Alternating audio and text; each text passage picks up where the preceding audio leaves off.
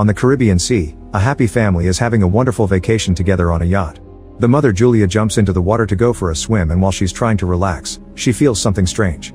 However, she can't see anything around her, so she blames it on her imagination. Seconds later, the strange feeling returns. She still can't see anything, but this worries her, so she starts swimming back to the yacht. Suddenly something starts pulling at her leg and she desperately starts screaming for help. Her daughter Cassie can't hear her because she has her headphones on, while her husband Tom and her son Ben are busy with their fishing. Julia continues to struggle to stay afloat, and yelling is getting harder because of the water getting into her mouth. Soon Tom realizes he hasn't seen Julia in a while and searches the yacht until he finally sees his wife in danger. After getting the kids, Tom takes the yacht closer to Julia and jumps into the water. He quickly reaches his wife, holding her close to keep her afloat. He swims back to the yacht and the kids help them come aboard. The family comforts Julia, who doesn't know what happened, and blames it on a current. That night the family celebrates Ben's birthday with gifts and a cake. Cassie gets a call from her boyfriend, so she goes outside with a laptop to talk in private. He shows her that huge thunderous clouds have appeared above the city before the video call glitches and freezes. Cassie rushes back to her family to tell them what happened, and Tom blames it on being too far from land to get a good signal. At that moment they hear a noise and go outside to discover a pod of whales passing by. Tom explains that whales follow the Earth's magnetic field, but when storms cause abnormalities, the confused whales follow the storms to the coast instead. Suddenly the yacht shakes, making Ben fall. Tom is worried that something may have damaged the yacht, so he goes diving to take a closer look. After a few seconds of searching, Tom resurfaces with a cut on his shoulder. Julia stitches the wound while Tom explains that he felt something behind him, and when he turned around, he got cut by the propeller. Whatever was swimming near him was really big, but he couldn't see it. What Tom did find was severe damage to the yacht, so they need to call for help. Julia repeatedly tries the yacht radio while Cassie keeps looking for a signal on her phone to no avail. Suddenly she's startled by a strange creature, but it's just Ben playing a prank with a mask. Eventually the yacht stops working and is stranded in the middle of the sea. Julia finds a voice on the radio, but it's all indistinct noise. Tom says they have enough water and food for 4 days, so they'll have to wait for a fishing boat to pass by. Suddenly the radar detects something nearby and the family hears a strange noise. They rush outside and are shocked to watch several meteorites landing on Earth, making huge impacts as they crash. A meteorite falls into the water nearby, so Tom rushes to force the yacht to move again. As the engine struggles to move ahead, another meteorite falls and hits the area. The family holds on to each other in fear, and Tom notices that the balls of flame aren't meteorites, they're satellites. Then Ben points at some smoke coming out of the yacht. Tom takes a look and confirms the engine is fried. The wind is starting to pick up, so the family hides inside, not noticing that the compass is going crazy. The yacht starts shaking and Ben falls again, getting hurt in the process.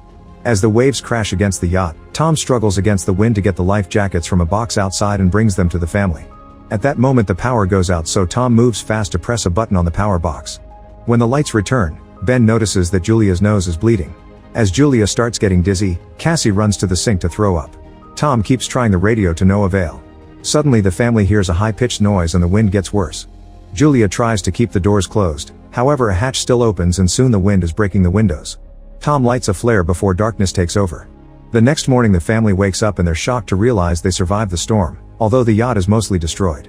The family goes outside only to discover that all the oceans in the world have disappeared and now the yacht is stuck on land. After staring at the desert in shock, the family tries to think of what to do. Cassie looks for a signal but nothing happens, and Ben plays with 2 dead crabs. Tom checks the compass and notices that the poles have been reversed. Last time this happened was more than 700,000 years ago. Cassie has a breakdown when she realizes her boyfriend must be dead and rushes to hide, kicking her mother out when she tries to comfort her.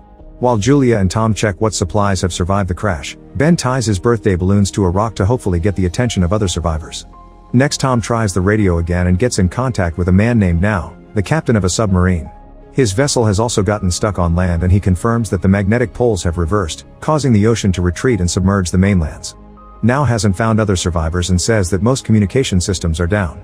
Since there are occasional systemic movements, he's concluded that the poles will reverse again and the seas could return in a week. Now advises the family to climb as high as possible because things will get violent when it happens. His partner died during the crash and the submarine has room for 3 people. Julia and Tom convince him to save their kids, so he gives them his coordinates. Tom calculates that it'll take them 2 or 3 days to find the submarine, so he tells the family to have a good night of sleep because they'll leave early tomorrow. The next morning the family is packing their supplies when Tom sees something moving nearby. It's a limping man with a makeshift harpoon and a dog that keeps on barking. Tom approaches him and gives him a bottle of water, but he can't understand the man's language. After drinking, the stranger hits Tom with the bottle and kicks him in the face. A terrified Julia comes running, but it's too late. The guy is already stabbing Tom in the stomach with the harpoon. Tom's body twitches for a few seconds before the guy cuts his throat too.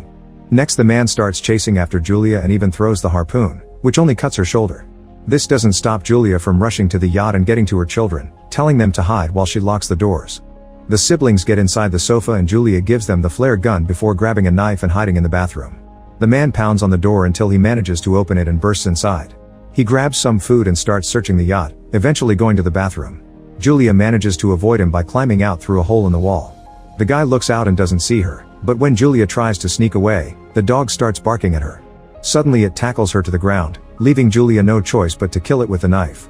The stranger hears the dog whining and comes out to find its body, causing him to have a breakdown. Meanwhile Julia sneaks around the yacht and climbs to the top so she can get back inside through the broken window.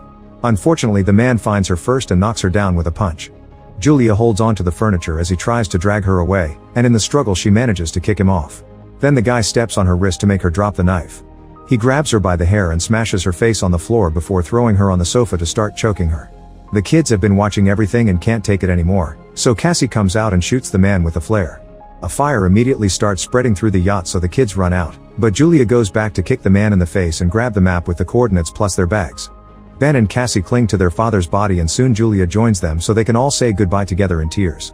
At that moment the creepy man comes out of the yacht, so the family starts running away while the yacht blows up in a big explosion. Sometime later the family stops at a small waterfall to rest. Cassie wonders if the crazy man came to them because of the balloons, which makes Ben feel guilty. Julia assures her son that it wasn't his fault and urges the family to keep moving since the strange guy is still following them. At a small pond, Ben is fascinated by the body of a hammerhead shark. At that moment Julia sees the man about to reach them, so the family starts running again. They go down a dune and discover a bunch of toxic waste, so they have to run around it carefully. Moments later, it appears they've lost their pursuer. As they continue to travel, they keep seeing other things stuck on the ground like big dead sea animals and all the plastic from the bottom of the ocean.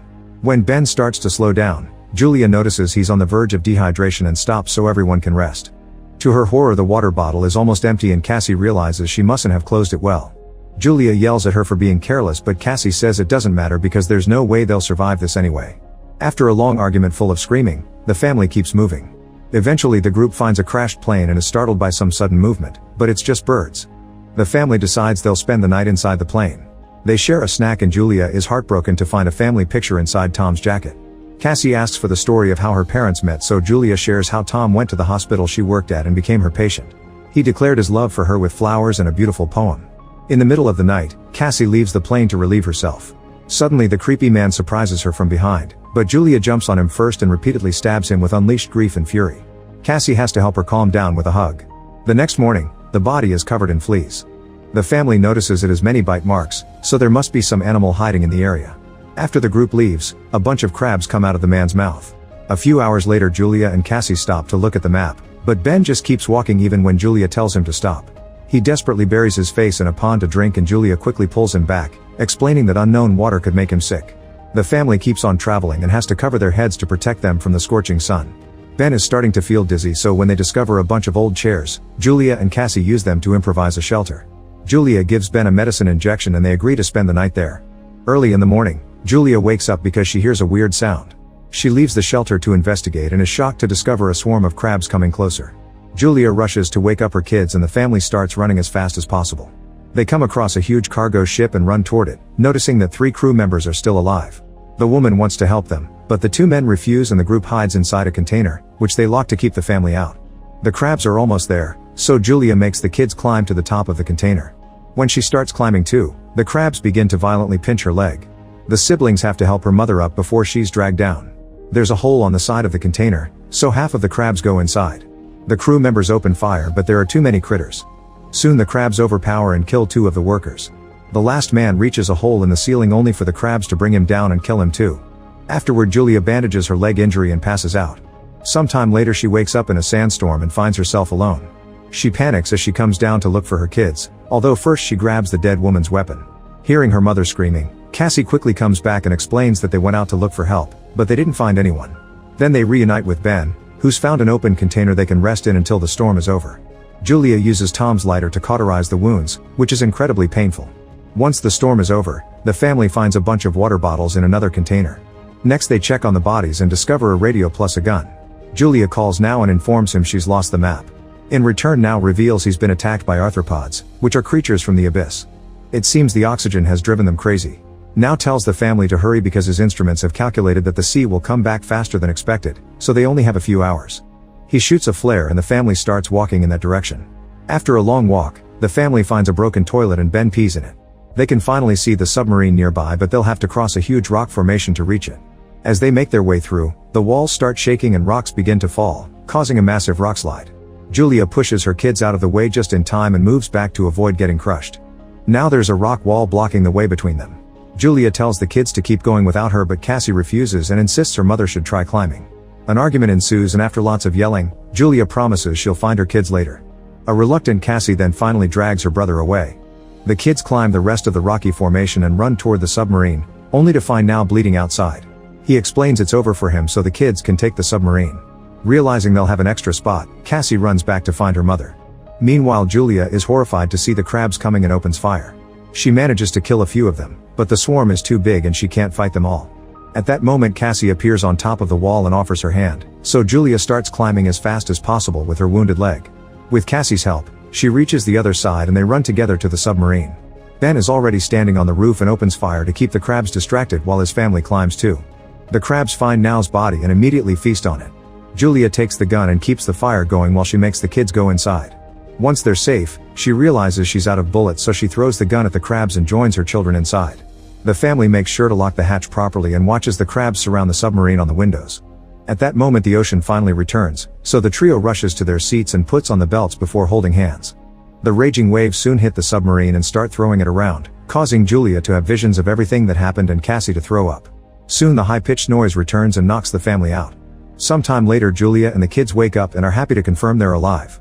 They unlock the hatch and go out to discover that the waves have dropped the submarine in a destroyed city, which means there's hope to survive and rebuild.